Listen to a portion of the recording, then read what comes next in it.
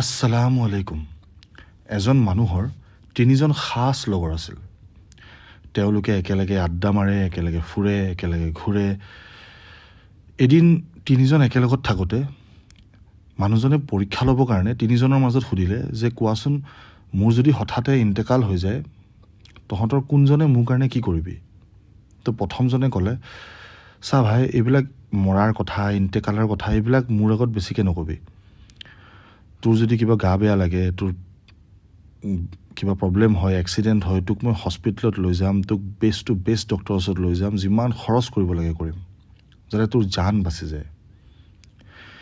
দ্বিতীয়জনে ক'লে যে চা, তোৰ যদি ইন্তেকাল হৈ যায় ন, মই লগে লগে মানুহ মাতিম, তোক গোচল কৰোৱাম, তোক কান্ধত উঠাই পেলাই কবৰলৈ লৈ যাম, তোৰ জানাজা নামাজ পঢ়ুৱাম আৰু কবৰত দফনাই পেলাইহে উভতিম। এইখিনি দায়িত্ব মই পালন কৰিম।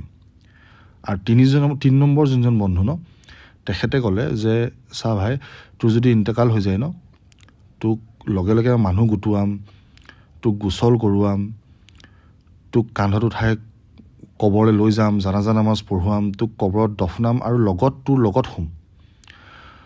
আৰু তোৰ লগত কবৰত থকাৰ অৱস্থাত মই যেতিয়া আকৌ আল্লাহে হাছৰ ময়দান কায়েম কৰিব ন, কবৰত যেতিয়া খাৰা কৰাব আমাক, তো মই তোৰ লগত খাৰা হ'ম আৰু আল্লাহৰ লগত তৰ্ক কৰিম যে তোক জান্নাতৰ হিচাপ কিচাপত যাতে তোক জান্নাত দিয়ে আৰু জান্নাতত দাখিল কৰাহে শান্তি ল'ম।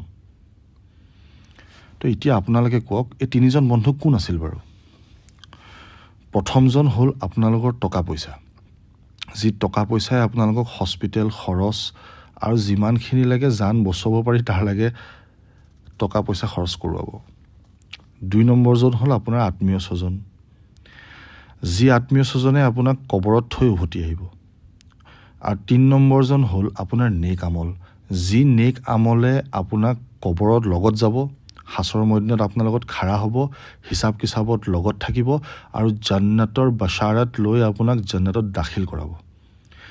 এতিয়া নিজে ভাবক যে আপোনালোকৰ আচল বন্ধু কোন আৰু আচল বন্ধুজনৰ কাৰণে আপোনালোকে কি কি কৰিছে।